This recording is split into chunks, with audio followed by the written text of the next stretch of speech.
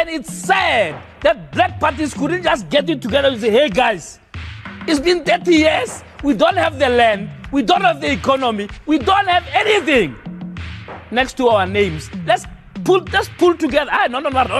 Hey, where blacks can gather, it's going to be terrible. Hey, they're going to steal. Hey, stop it.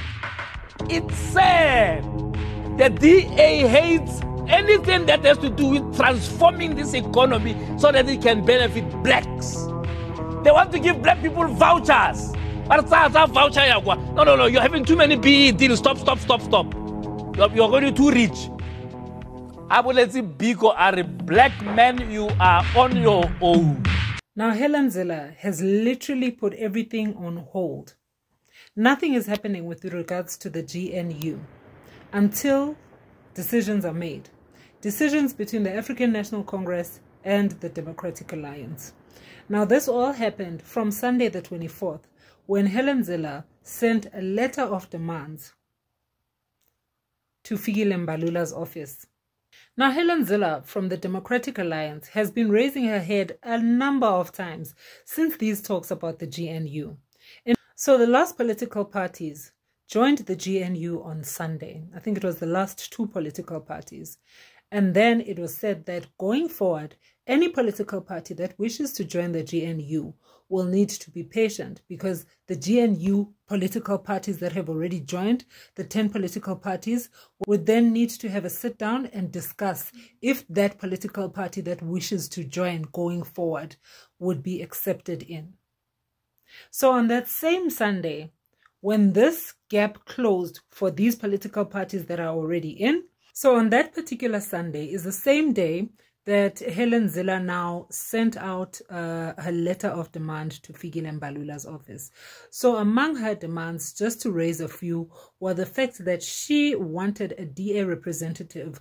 From the way that it was written, I would guess that she wanted Mr. John Steenhuisen to become the Deputy President of South Africa. Now, to justify stating that John Steenhuisen or a DA representative should be the Deputy President of South Africa, she said that this is the standard practice in other governments, probably other governments that are run in the GNU type of way. So one thing that Helen Zille had stated is that if they don't get that position of Deputy President, then they want a minister in the presidency who participates fully in policy development. So that's policy development as well as monitoring the presidency. So she went on, continued from the presidency spot. She went on to say it is reasonable and fair for the Democratic Alliance to have representation across the cabinet cluster. Then she set a list of her preferred cluster. So among her preferred clusters, she had the economic sector, investment, employment and infrastructure development.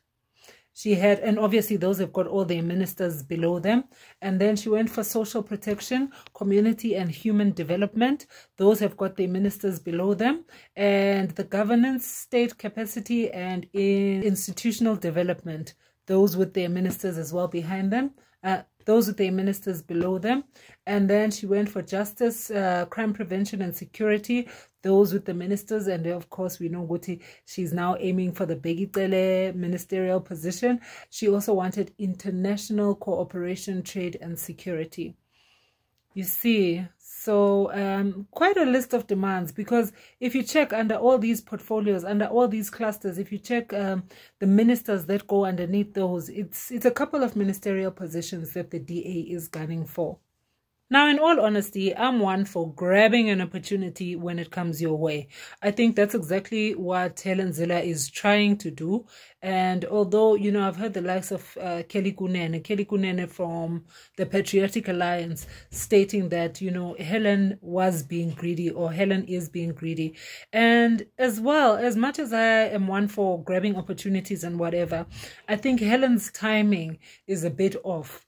I mean, what we want as South Africans is to get what is the structure. And I fully understand that Helen has her demands as well, because she wants the structure that we're looking forward to. She wants this cabinet that we are so eager to hear about. She wants it formed on a couple of her terms, a couple of her conditions, you know. So it's not just a matter of let President Ramaphosa come out and announce the cabinet. She somehow, in her way, wants to be involved in the decision-making of that cabinet.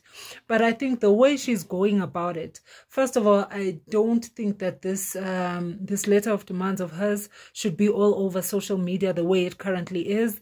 I think it should be one of those matters that are confidential, you know, confidential probably until discussed. It's not a matter of, you know, the government of national unity is not being transparent.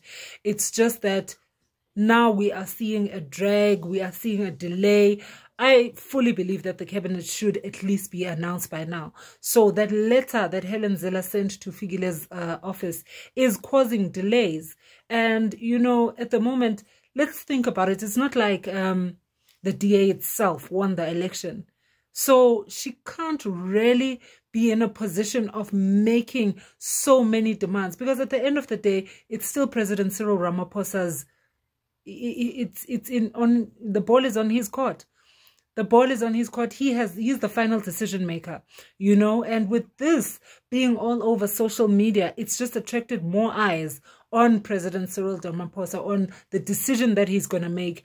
Is he going to be sort of like intimidated by the Democratic Alliance, by Helen Zille's demands, or, you know, it's just put so many eyes on Cyril Ramaphosa. Are you going to stand firm as the president of the country, as the president of the African National Congress, or are you going to give in to Helen Zille's demands? So I don't know if that's a good thing at the moment, but I guess we'll need to wait and see. They haven't consulted us, and the ANC must realize that they don't take all the decisions anymore. They didn't win the election.